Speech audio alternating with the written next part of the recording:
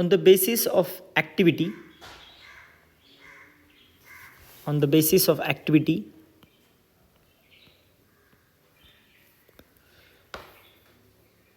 the galaxies are further divided into galaxy is of two type on the basis of activity. One is a active galaxy and one is normal galaxy. Active galaxy and normal galaxy. Okay, आपण आता पाहू what exactly mean by active galaxy. Active galaxy emits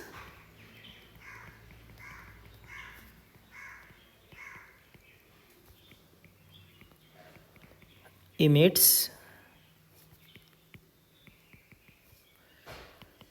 1000 पट जास्त energy, 1000 times more energy than a normal galaxy. Okay, ही जर normal Galaxy असेल तर active Galaxy exact तशीच असते, फक्त ह्याच्या सेंट्रल पार्टमधून प्रचंड अमाऊंटमध्ये ऊर्जा तयार होते. Okay, and all that extra energy, this is a normal Galaxy and this is a active Galaxy. त्यांच्यामध्ये मॉर्फॉलॉजिकल काहीही डिफरन्स नसतं, फक्त ॲक्टिव्ह गॅलेक्सीच्या सेंट्रल पार्टमधून धिस आपण जर पाहिलं तर सेंट्रल पार्ट, एकदम सेंट्रल पार्टमध्ये असतो ॲक्टिव्ह गॅलेक्टिक न्यूक्लियस. काय असतो? Active galactic nucleus. Normal galaxy, active गॅलेक्सीमधून जर ॲक्टिव्ह गॅलेक्टिक न्यूक्लियस काढला तर ती एक्झॅक्टली नॉर्मल गॅलेक्सीसारखी असते. आणि जी पण 1000 पट जास्त ऊर्जा तयार होती आहे ती सगळी ऊर्जा कुठून येते आहे? त्याच्या सेंटरमधून येते. आणि त्याचं सेंटर किती साईजचं असतं? It is active galactic nucleus which is the centre of a active Galaxy, आणि ज्याची size about size of solar system. आपलं सनपासून शेवटचा ग्रह से Neptune,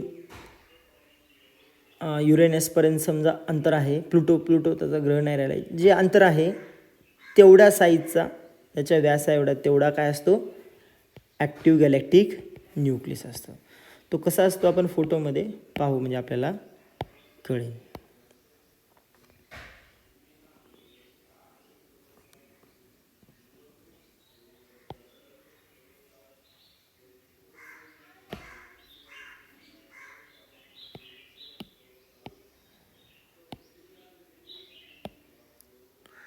so this is active galactic nucleus about the size of our solar system.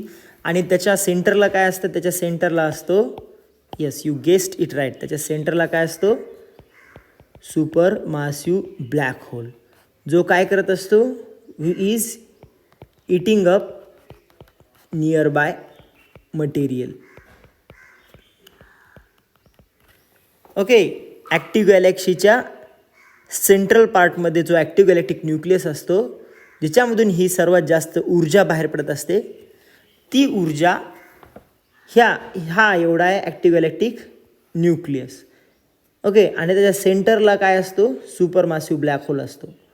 हे सुपरमासिव्ह black होलमध्ये जेव्हा या गॅलेक्सीचं आजूबाजूचं material fall होत असतं, पडत असतं, ओके, हे आजूबाजूचं मटेरियल त्याच्यामध्ये ग्रॅव्हिटीमुळे, सुपरमासिव्ह ब्लॅक होलच्या ग्रॅव्हिटीमुळे त्याच्यात कोलॅप्स होत आहे. कोलॅप्स होत असताना हीट आणि ग्रॅव्हिटेशनल एनर्जी मुक्त होते, आणि ती ग्रॅव्हिटेशनल एनर्जी रेडिएशनच्या फॉर्ममध्ये येते. कोणते radiation? Gamma radiation, X rays and radio waves, आणि jets of extremely energetic particles. तुम्ही या ठिकाणी जेट बघू शकता. ओके, तर हे असे जेट तयार होतात. You can see this is the jet. आणि एक्स रेज, गॅमा रेज आणि रेडिओ वेव्ज ॲक्टिव्ह गॅलेक्टिक न्यूक्लियसपासून निघतात. So it's a very small region of a galaxy, ज्याच्यामध्ये सुपरमासिव्ह ब्लॅक होल असतो, आणि त्याच्यामध्ये जेव्हा मटेरियल पडतं तेव्हा ते त्याच्यातून प्रचंड ऊर्जा निर्माण करतं. And so this is how supermassive black hole followed by active galactic nucleus, followed by active galaxy. Okay, which is different than a normal galaxy. अजून एक पॉईंट, ॲक्टिव्ह गॅलेक्टिक न्यूक्लियसला आपण डिफरन्शिएट कसं करू शकतो, तर आपण एक या ठिकाणी चित्र पाहू म्हणजे आपल्याला कळेल.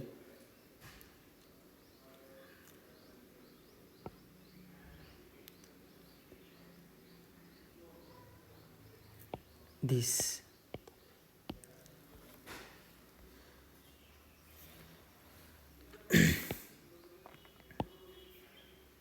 active galactic nucleus consists of, active galactic nucleus is the center of active galaxy. Okay. आणि त्याच्या ॲक्टिव्ह गॅलेक्सीच्या सेंटरला काय असतं, at the centre of active galactic nucleus centre is supermassive black hole. Okay, तर सुपरमासिव्ह ब्लॅक होल कसा, हा असतो तो सुपरमासिव्ह ब्लॅक होल त्याच्या सेंटरमध्ये. ओके, ह्या सुपरमासिव्ह ब्लॅक होलचं मास किती असतं, mass of that supermassive black hole 10⁶ म्हणजे 10 लाख सूर्याच्या वजना एवढं, 10⁶ मास ऑफ सन टू 10⁹ 1 अब्ज किंवा अब्जोपटीने जास्त सूर्याच्या मासपेक्षा एवढ्या वजनाचा त्याच्या सेंटरला, ॲक्टिव्ह गॅलेक्टिक न्यूक्लियसच्या सेंटरला सुपरमॅसिव्ह ब्लॅक होल असतो. सुपरमॅसिव्ह ब्लॅक होल नॉर्मल गॅलेक्सीच्या सेंटरला पण असतो, पण ॲक्टिव्ह गॅलेक्टिक न्यूक्लियस नॉर्मल गॅलेक्सीला का नसतं, कारण हा सुपरमॅसिव्ह ब्लॅक होल सध्या जेवण करत आहे, म्हणजे खात आहे, तो आजूबाजूचं मटेरियल खात आहे. ओके, आणि आजूबाजूचं मटेरियल खाऊन खाऊन संपलं, ती गॅलेक्सी नॉर्मल गॅलेक्सी होते. ॲक्टिव्ह गॅलेक्सी कधी असते, जेव्हा ते आजूबाजूचं मटेरियल त्याच्यामध्ये ग्रॅव्हिटेशनली फॉल होत असतं, त्याच्यातून जेट तयार होतात, एक्सरेज तयार होतात, ॲक्रेशन डिस्कमधून रेडिओ वेव्स तयार होतात, तेव्हा ती galaxy acts as a active galaxy. Okay, अजून एक स्ट्रक्चर महत्त्वाचं आहे ॲक्टिव्ह गॅलेक्टिक न्यूक्लियसमध्ये. The very important structure is a supermassive black hole, जो याच्या सेंटरला आहे, SMPH. दुसरं structure this is accretion disc. 1 minute. Accretion disc, hot plasma, extremely hot आणि एक्स्ट्रीमली एनर्जेटिक गॅस, जो सुपरमॅसिव्ह ब्लॅक होलमध्ये पडता पडता गरम होतो, तिच्यातून पण गॅमा रेज आणि रेडिओ वेव्स निघतात. ओके, आणि तिसरा महत्त्वाचा पार्ट तो म्हणजे jet. Because of extreme magnetic field काही पार्टिकल्सचे जेट तयार होतात आणि त्यांची speed nearly speed of light असते, आणि they are extremely energetic particles. Okay, so supermassive black hole followed by accretion disk followed by jets of energetic particle is a composition of active galactic nucleus, which is the center of an active galaxy. Okay, तर अशा प्रकारे आपण active Galaxy हा part पाहिला. त्याच्यानंतर आपल्याला एक part आहे तो म्हणजे क्वेझार्स.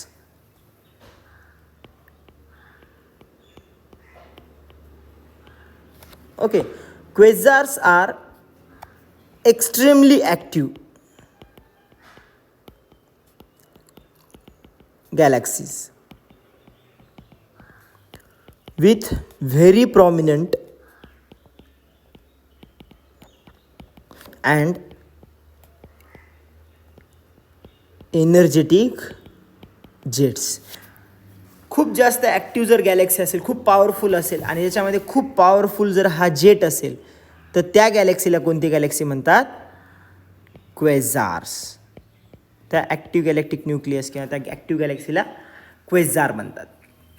1950ला काही शास्त्रज्ञांना खूप एनर्जेटिक सोर्स सापडले एनर्जीचे. त्यावेळेस त्यांना माहीत नव्हतं की ती ही ॲक्टिव्ह गॅलेक्सी आणि ॲक्टिव्ह गॅलेक्टिक न्यूक्लियस आहे, सुपरमॅसिव्ह ब्लॅक होल आहे. त्यांना फक्त एवढं कळालं की काहीतरी खूप एनर्जीचं लांबून काहीतरी हे पृथ्वीवरून त्यांनी जेव्हा ऑब्झर्व केलं त्यांना कळलं की खूप एनर्जेटिक काहीतरी आपल्याकडे येत आहे. मग नंतर त्यांना वाटलं ते कोणता तरी एक स्टार असेल. They think it is a kind of a star, म्हणून त्यांनी त्याचं नाव काय ठेवलं, क्वाझी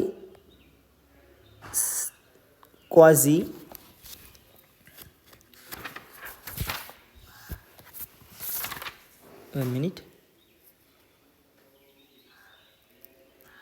स्टेलर ऑब्जेक्ट